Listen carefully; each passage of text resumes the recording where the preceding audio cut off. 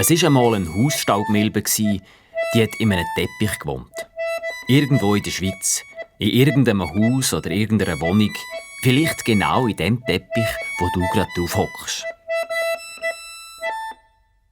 Eines Tages ist die berühmteste von allen Hausstaubmilben wieder einmal auf einer Teppichborste gehockt und hat aus der Stubentür aus Glas geschaut. Draussen im Garten ist Schnee gelegen. Die Milbe hat an einem Stück Hautschuppen gecatcht und hat sich gefragt, ob man echt so eine Schneeflocke auch essen kann. Und weil sie niemand fragen konnte, weil ja noch keine Milbe je draussen war, hat es nur eins gegeben: selber herausfinden. «Kameraden, ich habe genug von Staub und Hautschuppen», hat sie in die Runde gesagt. «Ich gehe jetzt hier raus und hole uns einen Schneeflocken.» Und schon hat sie sich auf den Weg gemacht. Hat den Teppich verlassen, ist über ein geschliffriges Parkett zur Stubentür gekrochen, hat sich durch einen Spalt unter der Tür gezwängt und ist das erste Mal in ihrem Leben und als erste Hausstaubmilbe überhaupt im Freien gestanden, verrissen vor dem Haus. Brrr, ist das kalt gsi. Solche Temperaturen sind für unsere Milben, die es gern warm und feucht hat, gar ungewohnt gsi. Zum Glück ist der nächste Platz Schnee gerade vor der Tür gelegen. Also schnell eine Schneeflocke fassen und gerade wieder zurück in die Wärme. Aber gerade wo sie ein besonders schönes Exemplar von einer Schneeflocke aus der Schneedecke geklaut hat, ist plötzlich ein Windstoß gekommen und hat die Schneeflocke mitsamt unserer Milbe weggeweht. Die Milbe ist durch die Luft gewirbelt worden, als wäre sie auf einer Achterbahn. Sie hat gar nicht gewusst, wo oben und wo unten ist. Nach einer Weile, wo ihr ist vorgekommen wie eine kleine Ewigkeit, ist die Schneeflocke endlich zur Ruhe gekommen und die Milbe, die sich die ganze Zeit verzweifelt daran festgeklammert hat die Augen aufgemacht und hat ringsherum geschaut. Sie ist nicht etwa 3 Gärten weiter, sondern nur ein paar Meter vor der Terrasse gelandet. Alles war weiss. Überall ist eine dicke Schneeschicht gelegen. Nur ein paar Büsche und Bäume haben aus dem Schnee rausgeschaut. Und noch etwas hat aus dem Schnee rausgeschaut. Gerade hinter der Milbe etwas Riesiges, Weisses. Sie hat zuerst gemeint, es sei eine Hauswand. Aber diese Wand war aus Schnee und nicht besonders gerade. Es war nämlich nichts anderes als ein Schneemann. Ein richtiger Schneemann mit einer Rüebli-Nase. «Hallo, wer bist du?» hat Milbe das Ungetüm angeredet. Keine Antwort. «Hast du nicht kalt?» Der Schneemann ist schliesslich viertelblut im Schnee herumgestanden. Auf dem Kopf hatte er nur eine alte Pfanne und um den Hals einen dünnen, verlöcherten Schal. Jetzt hat der Schneemann mit seinen Knopfaugen aus Stein auf den Boden herabgeschaut und hat dort die Milbe gesehen, die zu ihm heraufschaut. Nein, kalt habe ich nicht. Kalt bin ich selber. Ich bin halt der Schneemann, hat er gesagt. «Was machst denn du da?»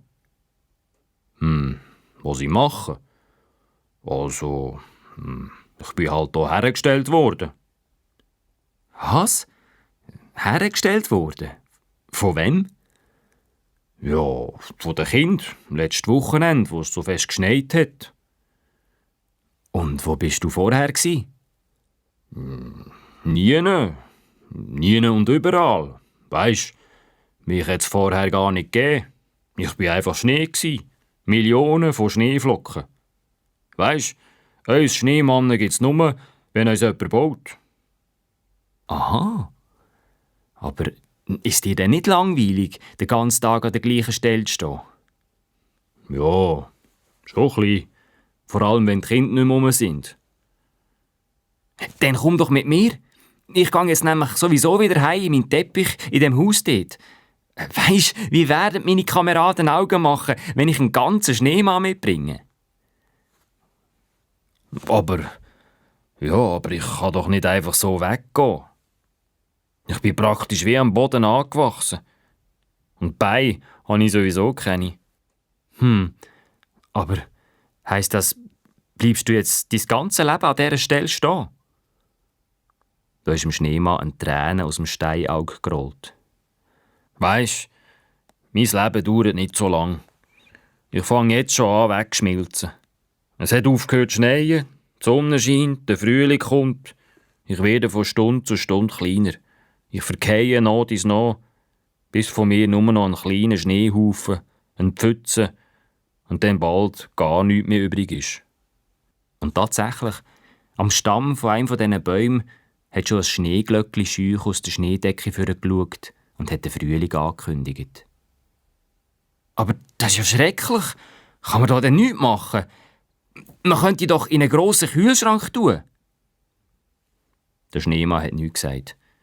Dafür ist ihm in dem Moment die Rüebli-Nase runtergefallen, fast auf die Milbe drauf. Hoppla, Entschuldigung. Siehst du, was ich meine? Es geht nicht mehr lang und mir fallen meine Arme ab. Aber weisst, das ist alles gar nicht so schlimm. Das ist einfach so. Wir Schneemannen wissen, dass wir nur für eine kurze Zeit auf dieser Welt sind. Aber in diesen wenigen Tagen machen wir allen, die uns sehen, eine grosse Freude. Und weil jeder Tag der letzte sein könnte, geniessen wir jede einzelne Stunde, die uns gegeben ist. Jetzt hat Milbe gemerkt, dass sie ja schon die ganze Zeit vor Kälte geschlottert hat. Brrr, du, ich geniesse es gerade nicht mehr so. Ich muss jetzt wirklich schleunigst rein, sonst verkälte ich mich noch. Ich habe auch Hunger und ich glaube, Schnee kann man gar nicht essen. Und Rüebli habe ich nicht gern. Aber ich würde schambar gern wenigstens einen Flocken von dir als Andenken mitnehmen. Darf ich? Bitte, bediene dich, hat der Schneemann gemeint. Auf eine Flocke mehr oder weniger kommt es auch nicht drauf an. Die Milbe hat eine schöne Flocke unten am Schneemann rausgeklaubt und auf ihren Rücken gebuckelt, hat sich beim Schneemann bedankt und hat Adieu gesagt. Das Mal hat sie aber keinen Windstoß mitgenommen. Unsere Hausstaubmilbe mit ihren Stummelbeinchen hat den ganz anstrengenden Rückweg durch den Schnee stapfen. Nach 3 Tagen hat sie die 3 Meter zur Stubentür endlich geschafft. Und wo sie sich noch einmal umgedreht hat, hat sie gesehen, dass vom Schneemann tatsächlich nur noch ein elendes Schneehäufchen übrig geblieben ist. Wo sie wieder daheim in ihrem Teppich war, hat sie sich erschöpft, aber stolz vor der ganzen Milbenschar aufgestellt. Da bin ich wieder. Ich habe eine beschwerliche Reise hinter mir, aber schaut, was ich mitgebracht habe. Und dann hat sie ihr kostbares Souvenir abladen.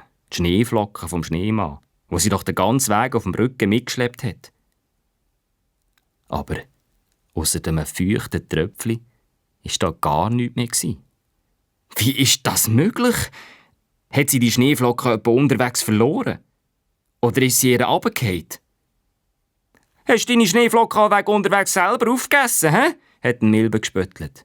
Sicher nicht. Ich schwöre es, vorher hatte ich sie noch gerade gehabt. Plötzlich ist ihr ein kalter Rücken runtergelaufen und sie hat begriffen, was passiert ist. Oh nein! Meine Schneeflocke ist auf dem Weg geschmolzen. Geschmolzen, ja, genau so wie der Schneemann in der Frühlingssonne. Hä? Was für ein Schneemann? Haben ein paar gefragt. Hey, ja, ich habe doch die Schneeflocken vom Schneemann persönlich bekommen. Was? Du hast tatsächlich einen richtigen Schneemann gesehen? Die Enttäuschung, dass die Abenteuermilbe mit leeren Händen, ohne Schneeflocken heimgekommen ist, war auf einmal wie weggeblasen. Weil jetzt haben sie natürlich alles über den Schneemann wissen. Sie haben ja selber noch nie einen gesehen. Und unsere Milbe hat wieder alles in allen Einzelheiten erzählen. Und wo sie an die Stelle kam, wo der Schneemann nur noch ein Häufchen am Boden war, da ist sie von lauter Erschöpfung mitten im Satz eingeschlafen.